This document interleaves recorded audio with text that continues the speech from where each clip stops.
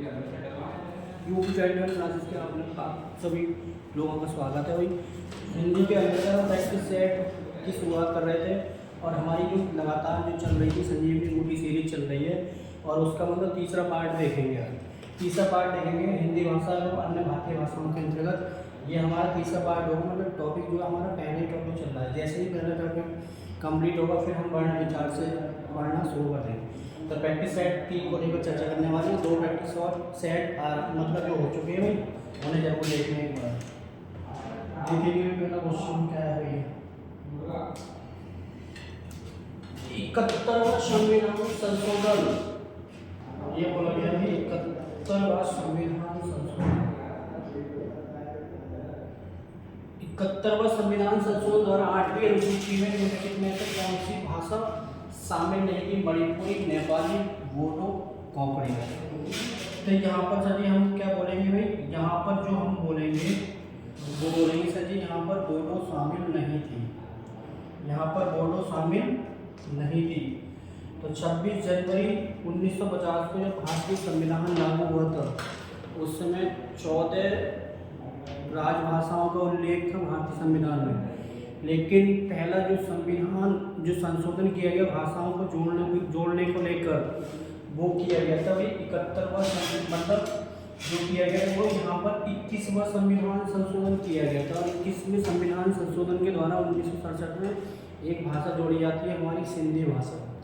फिर उसके बाद अगला संविधानिक संशोधन किया जाता है भाषा के संदर्भ में 71वां संविधान संशोधन।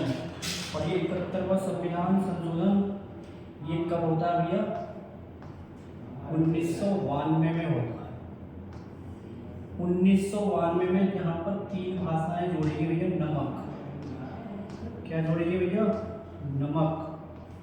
अब यहाँ से याद कर लेंगे, नमक ने से हमारा नेपाली जोड़ी गई भैया, नेपाली जोड़ी गई। एक हमारी यहाँ पर जोड़ी गई मणिपुरी, कैसे जोड़ी गई? एक कोंकणी भाषा जोड़ी गई हुई, कोंकणी भाषा जोड़ी गई। तो यहाँ पर 71वें संविधान संशोधन के द्वारा हमारी कितनी 3 भाषाओं को संविधान में राजभाषा के रूप में दर्जा दिया गया, मतलब जोड़ा गया। अब जो वर्तमान में 22 राजभाषाओं का उल्लेख मिलता है भारतीय संविधान में। तो बोडो जो है ये इसके लिए जो संविधान संशोधन किया गया 92वां संविधान संशोधन, 92वें संविधान संशोधन के तहत बोडो को जोड़ा गया। तो यहाँ पर 71वें संविधान संशोधन में बोडो को नहीं जोड़ा गया। तो यहाँ पर आंसर जो हमारा सी आंसर होगा। कितना आंसर होगा हमारा? सी आंसर होगा। तो इस तरह आप आगे क्वेश्चन अगर चर्चा करते हैं क्वेश्चन रामपुर, मुरादाबाद, बिजनौर, मेरठ, देहरादून का मैदानी भाग और सहारनपुर की बोली है। मतलब रामपुर, मुरादाबाद, बिजनौर, मेरठ और देहरादून के मैदानी भाग और सहारनपुर में कौन सी बोली बोली जाती है? गढ़वाल क्षेत्र उत्तराखंड में बोली जाएगी भैया। और ये किसके अंतर्गत आएगी? पहाड़ी हिंदी के अंतर्गत आएगी। छत्तीसगढ़ में रायपुर वगैरह, बांगलुरु हरियाणा में बोली जाएगी। और ये यहाँ पर कोई रामपुर, मुरादाबाद, मेरठ ये और दिल्ली के आसपास का जो क्षेत्र यहाँ पर जो हमें देखने को मिलेगी खड़ी बोली का प्रचलन देखने को मिलेगा। कौन सी भैया? खड़ी बोली। और खड़ी बोली किसके अंतर्गत आती है? हमारी पश्चिमी हिंदी के अंतर्गत आने वाली है प्रमुख बोली है। कौन सी? खड़ी बोली। तो इसका जो आंसर होता है हमारा आंसर जो इसका डी आंसर होता है। क्या आंसर होता है? डी। आगे आगे क्वेश्चन नंबर अगला रामचरितमानस की भाषा है अवधी, खड़ी बोली, भोजपुरी, ब्रज भाषा। तो रामचरितमानस की भाषा है हमारी अवधी। और कौन सी अवधि? वेशवाड़ी अवधि में लिखी गई रामचरितमानस, वेशवाड़ी अवधि।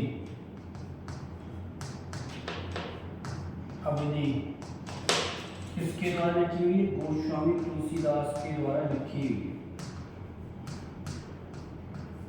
गोस्वामी तुलसीदास के द्वारा रामचरितमानस की जो रचना की गई है भैया वो की गई है वैशवाड़ी अवधी भाषा में की गई।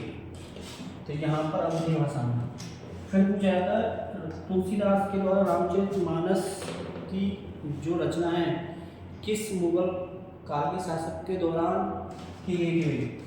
तो ये की गई थी अकबर के शासन काल के दौरान लिखी गई थी। अकबर पूछा जाता है भैया अकबर के शासन काल के दौरान।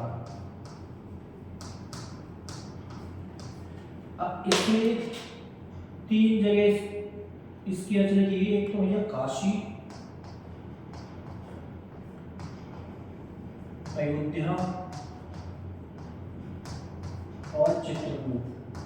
3 स्थानों पर रामचरितमानस की रचना की गई। किसके द्वारा? गोस्वामी तुलसीदास के द्वारा। काशी, अयोध्या और चित्रकूट। कब की गई भैया? संवत 1631 1574 ईस्वी में की गई। 1574 ईस्वी में की गई काशी, अयोध्या और चित्रकूट। समय कितना लगा मुझे इसमें? समय लगा था 2 वर्ष 11 माह 26 दिन का हमें समय लगा रामचरितमानस को लिखने में। इसमें कितने अध्याय हैं या कांड के बारे में बात करें तो यहाँ पर 7 अध्याय हैं रामचरितमानस। तो अवधि गोस्वामी तुलसीदास की भाषा क्या हुई? अवधि भी है और ब्रज भाषा। अब ब्रज भाषा और अवधि के लिए क्या है? ये कर्म। तो ब्रज भाषा के अंतर्गत इनकी 2 आरती पूछा जाता है विनय पत्रिका और एक कवितावली। ये तुलसीदास के द्वारा जो लिखी गई ब्रज भाषा में लिखी गई। तो तुलसीदास का जो संबंध है एक तो अवधि से और किससे संबंधित है? ब्रज भाषा से संबंधित है।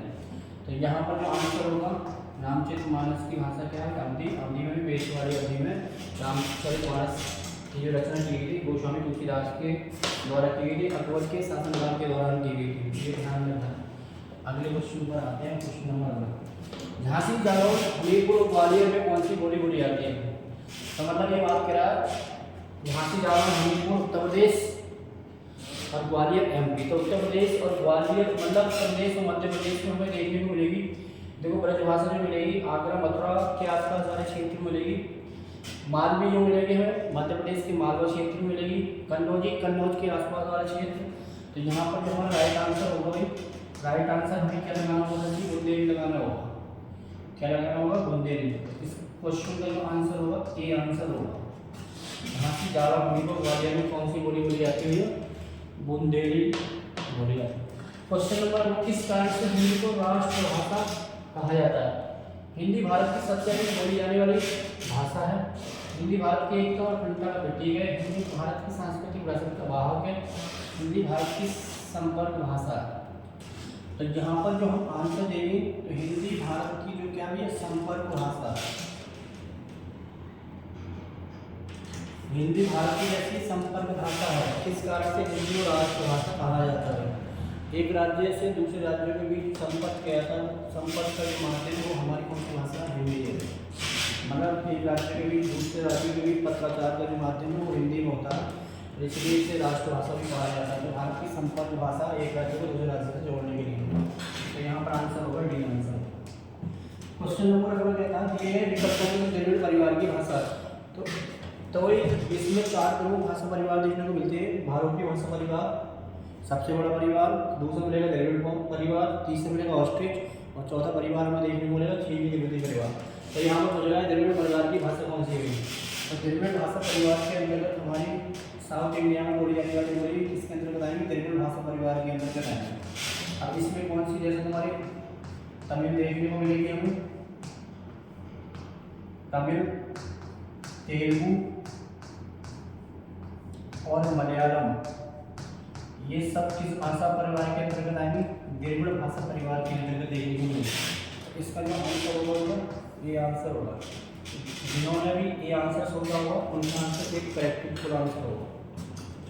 क्वेश्चन नंबर अगला, हिंदी का मानक रूप किस भाषा से विकसित हुआ है? तो हिंदी का मानक रूप किस भाषा? मालवी, हरियाणवी, खड़ी बोली वाली भाषा। तो हिंदी का जो मानक जो विकसित हुआ वो हमारा खड़ी बोली से विकसित हुआ। और खड़ी बोली हमारी किसके अंतर्गत आती है? पश्चिमी हिंदी के अंतर्गत आती है। और पश्चिमी हिंदी उपभाषा का जो विकास हुआ है वो किससे हुआ? शॉर्ट चेन अपरेंस से हुआ। तो शॉर्ट चेन अपरेंस के अंतर्गत हमारी कौन सी भाषा विकसित हुई है भैया? कौन सी भाई? पश्चिमी हिंदी। पश्चिमी हिंदी के अंदर 5 बोली देखने को मिलती है। तो इसका जो आंसर होगा वो डी आंसर होगा। आंसर डी नहीं बल्कि सी आंसर होगा।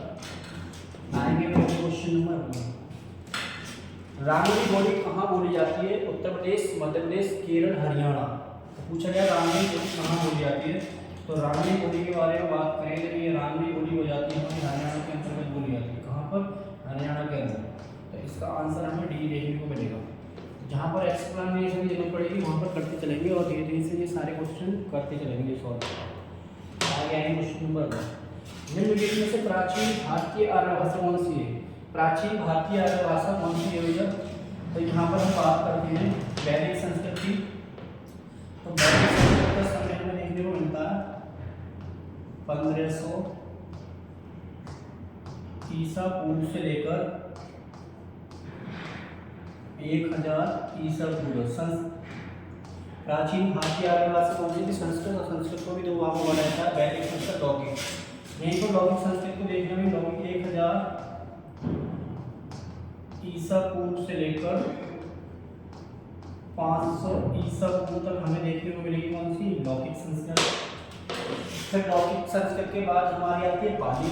तो पाली का समय हमें देखने को मिलेगा भैया 500 ईसा पूर्व से 1 ईस्वी। 1 ईस्वी से हमें देखने को मिलेगा भैया 500 ईस्वी तक हमें देखने को मिलेगा कौन सी? प्राकृत।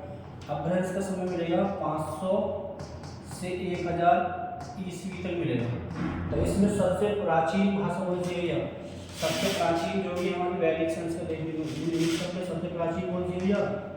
तो हमारे आंसर होगा ये वैदिक संस्कृत होगी।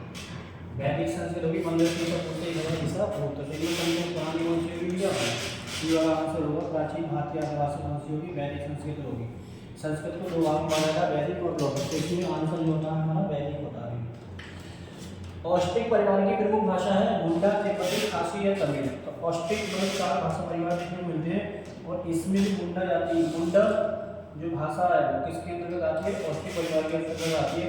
और मुंडा मतलब भारत के झारखंड में एक जनजाति भी है। भारत के राज्य झारखंड में एक जनजाति निवास करने वाली। क्वेश्चन नंबर अगला देखेंगे। क्वेश्चन नंबर अगला, विभाषा किसे कहते हैं? खड़ी बोली हिंदी को, हिंदी क्षेत्र की प्रमुख बोलियों को, हिंदी क्षेत्र की शेष बोलियों को, एक छोटे से क्षेत्र में बोली जाने वाली भाषा। तो यहाँ पर जो आंसर होगा ये विभाषा या इसे उपभाषा कहते हैं। तो हिंदी क्षेत्र की प्रमुख बोलियों को विभाषा कहा जाता है।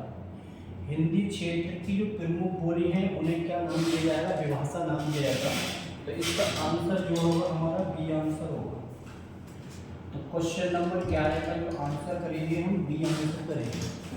तो क्वेश्चन नंबर आगे देखो। सही विकल्प में भाषा अस्थायी होती है, लिखित, हिंदी, मौखिक या सांकेतिक। तो भाषा जो होती है स्थायी, लिखित जो होती है, लिखित भाषा स्थायी होती है। लिखित भाषा हमें देखने को स्थायी, लेकिन मौखिक भाषा जो होती है अस्थायी होती है। तो इसका 12वीं का आंसर जो होगा सी आंसर होगा। 12वीं का आंसर जो होगा सी आंसर होगा। अगला क्वेश्चन देखो, भाषा है उत्तराधिकार में प्राप्त संपत्ति, अर्जित संपत्ति, सहजात योग्यता, ईश्वर प्रदत्त संपत्ति। तो भाषा जो है अर्जित संपत्ति है। भाषा कैसी संपत्ति है? अर्जित संपत्ति है।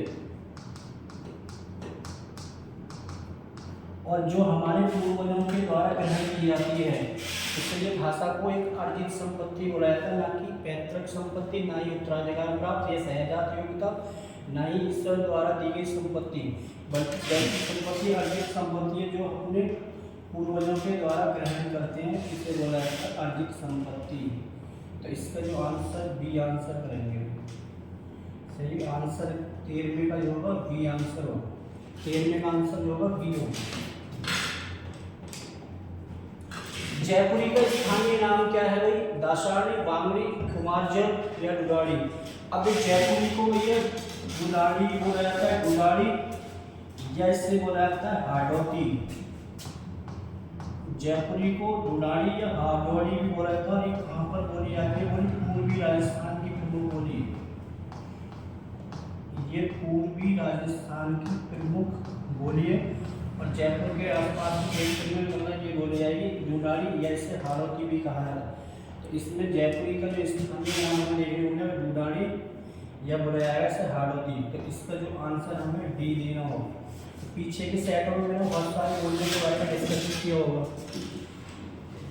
अगला क्वेश्चन है वाराणसी गोरखपुर आरा के मध्य कौन सी बोली जाती है। आरा मतलब बिहार और वाराणसी गोरखपुर यूपी से देखने को मिलेगा। अब जी अवध के मतलब लखनऊ के आसपास वाला क्षेत्र, बहराइच सुल्तानपुर वगैरह में होगी। भोजपुरी कहाँ पर होगी, बिहार में होगी। कौरवी, ये भी कौरवी मतलब इसका मतलब अवधि का नाम है कौरवी। मैथिली भी बिहार में मिलेगी। तो यहाँ पर ये आरा और वाराणसी गोरखपुर में हमें देखने को मिलेगी भोजपुरी बोली मिलेगी। कौन सी मिलेगी, भोजपुरी, वाराणसी गोरखपुर और आरा के मध्य। तो इसका जो आंसर बी आंसर करेंगे। कौन सा, बी। 15वें आंसर होगा बी आंसर। विभाषा एक प्रांत या में प्रचलित होती है महाप्रांत, विशाल प्रांत, लघु प्रांत या उपप्रांत। तो विभाषा एक प्रांत या उपप्रांत में प्रचलित होती है मतलब गांव लेवल पर जो भाषा बोली जाएगी उसे बोली कहा जाएगा। जैसे ही मतलब जिला स्तर पर होगी तो वो कह ली जाएगी हमारी विभाषा। और विभाषा एक प्रांत या उपप्रांत में प्रचलित होती है। तो इसका आंसर हमें डी आंसर देना होगा। ये डी आंसर सोचने को डी हो। मुस्लिम शासकों के समय भारत में न्यायालयों की भाषा कौन सी थी। तो मुस्लिम शासनकाल के दौरान न्यायालयों की भाषा पूछी गई। उर्दू, संस्कृत, हिंदी या अरबी फारसी। तो मुस्लिम शासकों के समय न्यायालय की जो भाषा थी वो थी अरबी और फारसी। अरबी को ही फारसी बोला जाता। तो अरबी से ही विकसित हुई हमारी फारसी। तो यहाँ पर जो आंसर होगा डी आंसर होगा। कौन सा होगा, 17 का डी आंसर होगा। क्वेश्चन नंबर अगर निम्न में से कौन सी बोली उत्तर प्रदेश की नहीं है। कन्नौजी, ब्रज, भोजपुरी, मेवाती। अतः कन्नौज के आसपास बोली जाएगी, ब्रज नाका मथुरा के आसपास, भोजपुरी कहाँ पर बोली जाएगी, देवरिया में भी बोली जाती है, बलिया और मिर्जापुर में ये मिलेगी हमारी कौन सी, भोजपुरी। लेकिन मेवाती जो बोली है इसका संबंध किससे, उत्तरी राजस्थान से संबंधित है। मेवाती का जो संबंध है वो किससे, उत्तरी राजस्थान से है। तो ये हमारी उत्तर प्रदेश की नहीं है। कौन सी बोली उत्तर प्रदेश की नहीं, कौन सी, मेवाती। मेवाती कहाँ पर देखने को मिलेगी हमें, उत्तरी राजस्थान में देखने को मिलेगी। और पहले का आंसर जो होगा डी होगा। तो धीरे धीरे सारी बोलियों के क्षेत्र हम एक तरीके से याद कर लेंगे भाई। तो भी ध्यान रखना इसका जो आंसर होगा डी। अगले क्वेश्चन बनाएंगे। हाड़ौती बोली है पश्चिमी राजस्थान की।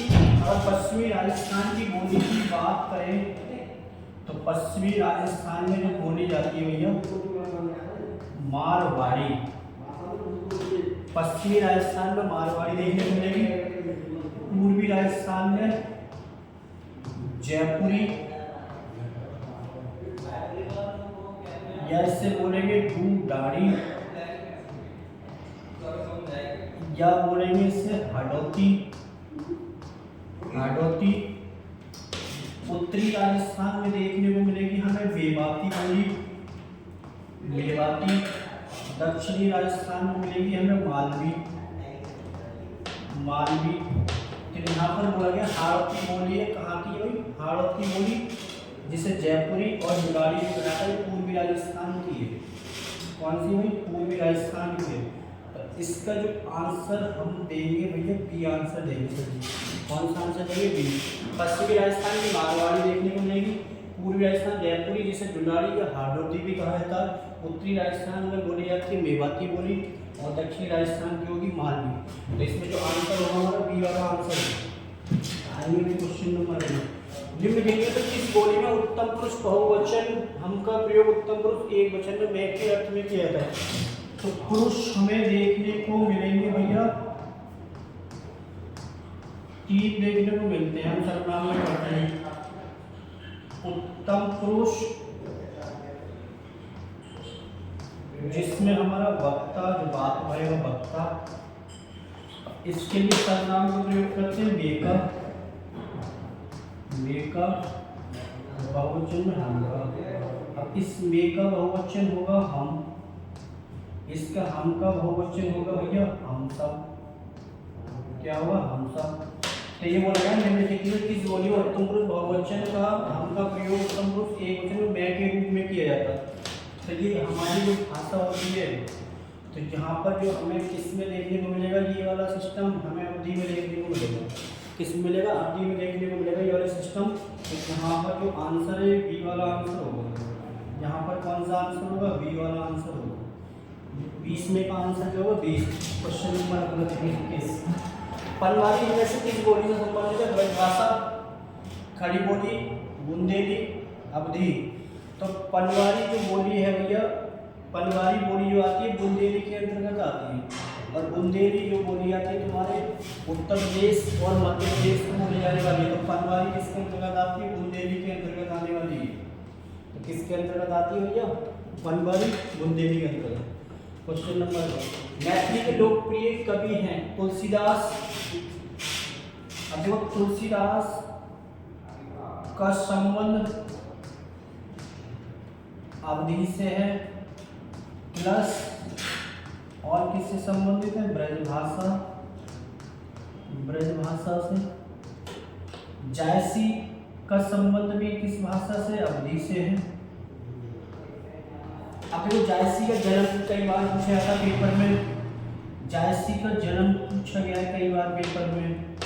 इनका जो जन्म हुआ है वो जायसी का जायस नगर, कहाँ पर देखने को मिलता है, जायस नगर।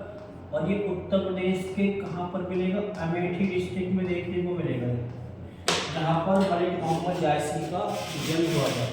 इनकी प्रमुख रचनाएं जो पद्मावत, अखरावट, आखिरी कलाम, ये सब इसके मलिक मोहम्मद जायसी। विद्यापति, ये क्या है भैया, विद्यापति। इन्होंने विद्यापति ने लगभग 14 रचनाएं की हैं, जो कि अलग अलग भाषाओं, संस्कृत भाषा में, मैथिली में और किस में की है भैया, अवहट। तो यहाँ पर इनकी अवहट भाषा में 2 रचनाएं देखने को मिलेगी। एक मिलता है भैया कीर्तिलता, कीर्ति पताका, कीर्ति पताका, और एक कीर्ति पताका हो गया पदावली, पदावली। तो ये पदावली जो मिलेगी तुम्हें मैथिली भाषा में देखने को मिलेगी। पदावली की भाषा कौन सी है, मैथिली, मैथिली। और ये 2 भाषाएं किसकी, ये कौन सी भाषा की है, दोनों अवहट की। अब पदा विद्यापति को मैथिल कोकिल भी कहा जाता है, पदावली के रचनाकार मैथिली में, तो इन्हें मैथिल कोकिल भी कहा जाता है। क्या कहा जाता है, मैथिल कोकिल के भी नाम से जाना जाता है। पूछा जाता किस लोकप्रिय कवि को मैथिल कोकिल के नाम से जाना जाता, विद्यापति ने। नंददास की एक तुम्हें देखने को मिलेगी रचना भंवर गीत, भंवर गीत। और ये किससे संबंधित है, ब्रजभाषा से संबंधित है। किससे, ब्रजभाषा से। तो इसमें जो आंसर जो हमारा कौन सा है, मैथिली के लोकप्रिय कवि कौन है, विद्यापति। इसका जो आंसर सी आंसर होगा। 22 के क्वेश्चन का आंसर जो होगा सी आंसर होगा। सही है भाई। आगे आइए क्वेश्चन नंबर 2। अंगिका किस राज्य की बोली है, छत्तीसगढ़, मध्य प्रदेश, बिहार, पश्चिम बंगाल। तो बिहार में तुम्हें देखने को मिलेगी मगही, मैथिली मिलेगी और तुम्हें भोजपुरी, और एक बोली तुम्हें मिलेगी अंगिका। ये एक बोली मिलेगी तुम्हें, अंगिका मिलेगी। और ये कहाँ पर देखने को मिलेगी, वो छत्तीसगढ़ में छत्तीसगढ़ी देखने को मिलेगी। मध्य प्रदेश में हमें मालवा देखने को मिलेगी। अब देखो अंगिका जो कहाँ की बोली है, बिहार की बोली है। कहाँ की अंगिका, बिहार की बोली है। तो इसका जो आंसर है सी आंसर होगा, आंसर सी। बिहार की राजधानी पटना किस बिहारी बोली के अंतर्गत स्थित है, मैथिली, भोजपुरी, मगही, अंगिका। ये सारी किसकी बोलियां, बिहार की बोलियां। ये सब कहाँ की, बिहार की। लेकिन पूछा गया बिहार की राजधानी पटना, बिहार की राजधानी पटना बिहारी बोली के किस क्षेत्र के अंतर्गत आती है। तो बिहारी बोली के अंतर्गत हमारी जो आती है, यहाँ पर 3 बोलियां देखने को मिलेंगी। एक तो मिलेगी हमें मगही देखने को मिलेगी, मगही। एक मिलेगी मैथिली देखने को मिलेगी, मैथिली। एक मिलेगी भोजपुरी देखने को मिलेगी, भोजपुरी। तो ये बिहारी अंतर के अंतर्गत आएंगे। लेकिन बिहार की राजधानी जो पटना है वो किसके अंतर्गत आएगी, मगही के अंतर्गत आएगी। तो इसका जो आंसर होगा वो कौन सा होगा, मगही आंसर होगा। आंसर इसका सी आंसर होगा। 24वें का आंसर क्या होगा? सी आंसर होगा। क्वेश्चन नंबर देखिए 32। हिंदी किस लिपि में लिखी जाती है? गुरुमुखी लिपि, और गुरुमुखी लिपि में लिखी जाती है पंजाबी भाषा। पंजाबी भाषा की लिपि कौन सी है? गुरुमुखी। देवनागरी लिपि में वो कौन सी लिखी जाएगी तुम्हारी? एक तो हिंदी लिखी जाती है देवनागरी लिपि में, संस्कृत लिखी जाती है भैया, कोंकणी लिखी जाती है कोंकणी, मराठी लिखी जाती है भैया देवनागरी में, एक लिखी जाती है गुजराती, ये भी किसने लिखी जाती है? देवनागरी। एक लिखी जाती है नेपाली, ये सब किस नेपाली भाषा सब किस लिपि में लिखी जाएगी भैया? ये देवनागरी लिपि में लिखी जाएगी। किसमें? देवनागरी लिपि। और ये किस वाय से दाईं ओर लिखी जाती है, बाएं से दाईं ओर लिखी जाती है। तो देवनागरी लिपि तो मैंने बताया होगा भाई पीछे क्लासों में, गुजरात के में सबसे ज़्यादा प्रयोग किया गया देवनागरी लिपि, और जिसमें जयवर्ती शिलालेख में हुआ पाया जाता है। इसका आंसर बी हो। Question number 28। संविधान के संक्षेप में हिंदी को राजभाषा तथा इसकी लिपि देवनागरी को स्वीकार किया गया। तो पिछले भी प्रैक्टिस सेटों में हमने चर्चा की होगी। 351 होगा आर्टिकल कौन सा? 343। आर्टिकल 343 होगा इसमें, लेकिन आर्टिकल 351 हिंदी भाषा के मतलब विकास से संबंधित है, तो इसमें जो आंसर होगा सी आंसर है। क्वेश्चन नंबर अपना, देवनागरी लिपि का सर्वप्रथम प्रयोग किस राज्य में हुआ माना जाता? महाराष्ट्र, उत्तर प्रदेश, राजस्थान। तो देवनागरी लिपि का सर्वप्रथम प्रयोग जो हुआ माना जाता है वो गुजरात में माना जाता है, और जयभट्टी के शिलालेख में 7 से 8वीं शताब्दी के मध्य में देखने को मिलता है। Question number 30। देवनागरी लिपि मूलतः क्या है? प्रतीकात्मक, चित्रात्मक। लिपि का विकास क्रम देखते हैं भाई। लिपि का विकास क्रम, लिपि का विकास क्रम देखते हुए सबसे पहले हमें चित्रात्मक लिपि देखने को मिलती है भैया, इसके बाद प्रतीकात्मक, इसके बाद हमें ध्वन्यात्मक, फिर ये दो भागों में जाती है हमारी अक्षरात्मक और एक वर्णात्मक। भारत की सभी भाषाएं कैसी भैया? भारत की सभी भाषाएं अक्षरात्मक हैं, और अंग्रेजी भाषा कैसी है? वर्णात्मक। तो देवनागरी लिपि जो कि हमारी कौन सी होगी? अक्षरात्मक होगी। सभी भारतीय भाषाएं जो क्या होंगी? अक्षरात्मक है, लेकिन अंग्रेजी कैसी? वर्णात्मक के अंतर्गत आएगी। तो यहाँ पर देवनागरी लिपि उनका क्या? अक्षरात्मक लिपि है। क्वेश्चन नंबर आगे देखिए। रिक्त स्थानों में टूटे गए विभाषा मिल सकती है, सामाजिक रचना, साहित्य रचना, क्षेत्रीय रचना या आंचलिक रचना। तो विभाषा में मिल सकती है भैया साहित्यिक रचनाएं हमें देखने को मिलेंगी। विभाषा में क्या मिलेंगी? साहित्यिक रचनाएं देखने को मिलेंगी। Question number B. तो ऐसे ही करके सेट करते चलेंगे, धीरे धीरे हर टॉपिक को कवर करते चलेंगे 3-4 पार्टों में। बढ़िया सही था। प्राचीन देवनागरी लिपि का विकास हुआ है गुरुमुखी लिपि, कुटलिपि लिपि या नेपाली लिपि। तो किस लिपि से हुआ है? अगर बात करें सबसे प्राचीन लिपि की बात करें, ज़्यादातर जो अधिकतर भारतीय भाषाओं का जो विकास हुआ है वो किससे हुआ है? लिपियों का अधिकतर भारतीय लिपियों में ब्राह्मी लिपि, ब्राह्मी लिपि से हुआ। अधिकतर भारतीय भाषा में ब्राह्मी लिपि के बाद आई थी हमारी गुप्त लिपि,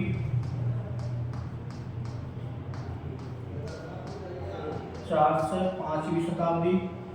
गुप्त लिपि से हमारी आती है भैया कुटिल लिपि।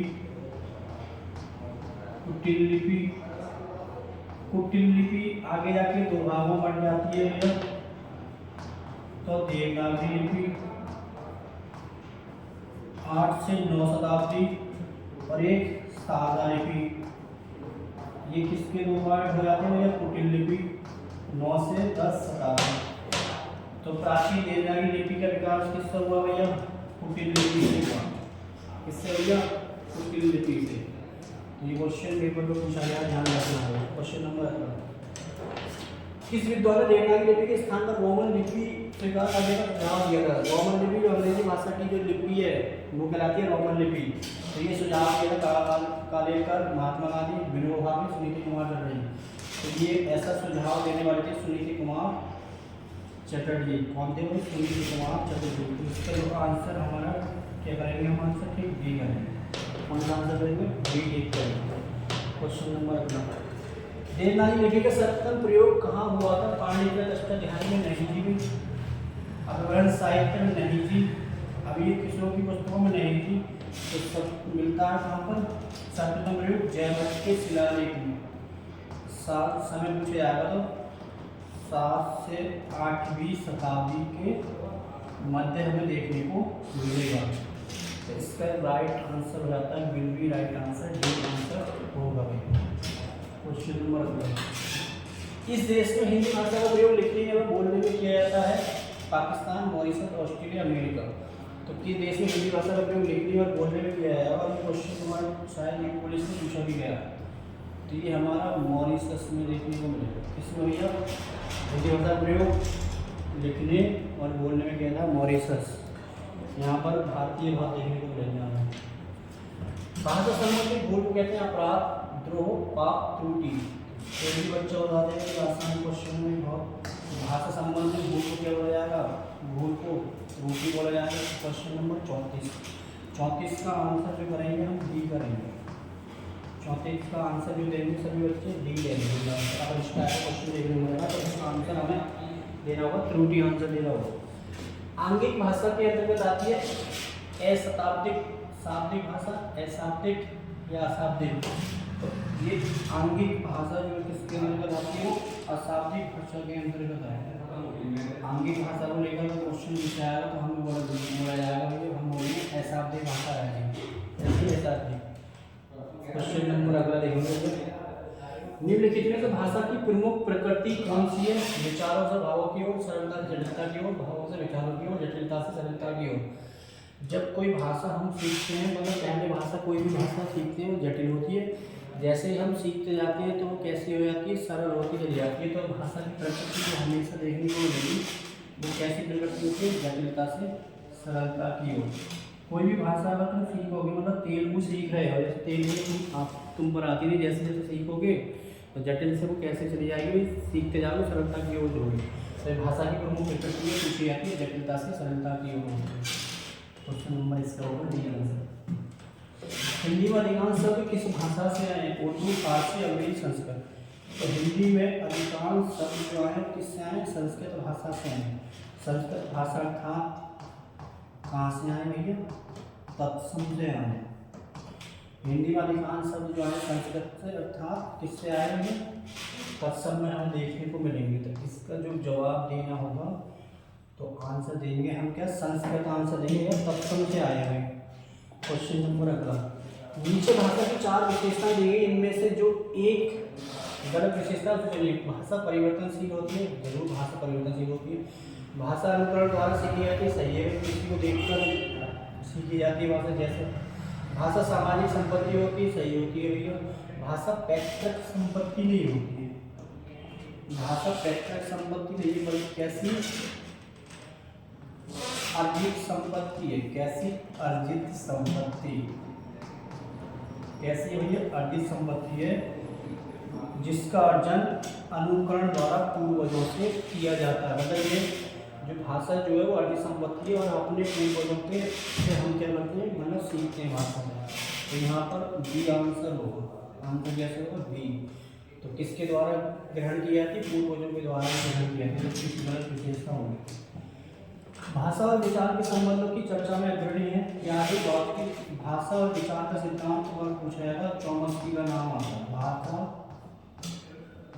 और विचार का सिद्धांत ये किसने दिया था? चॉम्स्की ने दिया था। भाषा और विचार का सिद्धांत देने वाले थे चॉम्स्की। लेकिन बोला गया भाषा और विचार के संबंधों की चर्चा ये कौन से? ये वाइगोत्स्की के द्वारा की गई थी। तो इसका जो आंसर होगा बी आंसर। क्वेश्चन नंबर अगर देखते हैं, भारत के लिए हिंदी भाषा का नाम सबसे पहले किसने सुझाया था? मतलब रविन्द्रनाथ ठाकुर, मदन मोहन मालवीय, महात्मा गांधी, राजा राम मोहन राय। तो इस हिंदी का नाम सुझाने में सबसे अग्रणी जो नाम आता है वो आता है राजा राम मोहन राय। तो इसका जो आंसर करेंगे हम डी करेंगे। अगर इस तरह का क्वेश्चन देखने को मिलेगा तो हम इसका आंसर करेंगे राजा राम मोहन राय आंसर कर देंगे। खसखुरा या गोरखाली भाषा गढ़वाल की लोकसभा, हुमायूं की साहित्यिक भाषा, नेपाल की राजभाषा। तो खसखुरा और गोरखाली ये हमारी किसकी राजभाषा? नेपाल देश की राजभाषा, जो कि हमारा भारत का पड़ोसी देश है। खसखुरा और गोरखाली भाषा क्या है? नेपाल की एक राजभाषा है। क्वेश्चन नंबर 2, इनमें से कौन सा कथन गलत है भैया? विकसित तथा प्रयोग क्षेत्रीय दृष्टि से बोली का रूप भाषा से बहुत छोटा होता है। क्या है? भाषा से छोटा रूप होता है बोली का। सही। रूप रचना की दृष्टि से बोली पूर्णतः विकसित होती है? नहीं। पूर्ण विकसित होती है? नहीं। लेकिन पूर्ण विकसित क्यों होगी? भाषा या उपभाषा विकसित होगी। बोली पूर्णतः विकसित नहीं होगी, बल्कि विकसित जो होगी भाषा या विभाषा विकसित होती है। विभाषा बोली का विकसित रूप होता है। यहाँ पर बोली दैनंदिन व्यवहार होने वाली घरेलू अभिव्यक्ति का माध्यम से ही। तो इसका आंसर बी आंसर होगा। तो बोली पूर्णतः विकसित नहीं होती है। आगे आएंगे क्वेश्चन नंबर 9। हिंदी को संघीय राजभाषा बनाने का जो प्रस्ताव संसद में पारित हुआ उसके प्रस्तावक कौन थे? पंडित जवाहरलाल नेहरू, राजश्री पुरुषोत्तम दास टंडन, श्री गोपाल स्वामी अयंगर, राजगोपालाचार्य। तो हिंदी को राजभाषा बनाने का प्रस्ताव पास हुआ संसद में पारित हुआ उसके प्रस्तावक जो थे भैया वो थे भैया श्री गोपाल स्वामी अयंगर।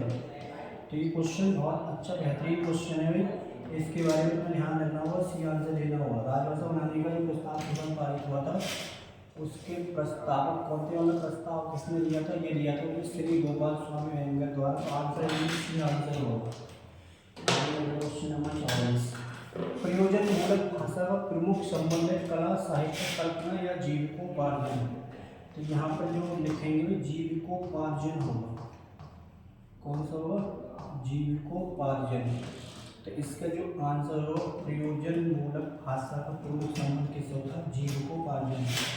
क्वेश्चन नंबर आगे देखेंगे। क्वेश्चन नंबर, कोई भी बोली या भाषा मानवता प्राप्त करने पर हो जाती है सरस, दुरूह, भावपूर्ण या सरल। किसी भी भाषा या बोली को मानवता प्राप्त हो जाती है तो कैसे हो जाती है? या सरल हो जाती है। कैसे सरल हो जाती है? तो इसका जो आंसर होगा ये डी आंसर होगा।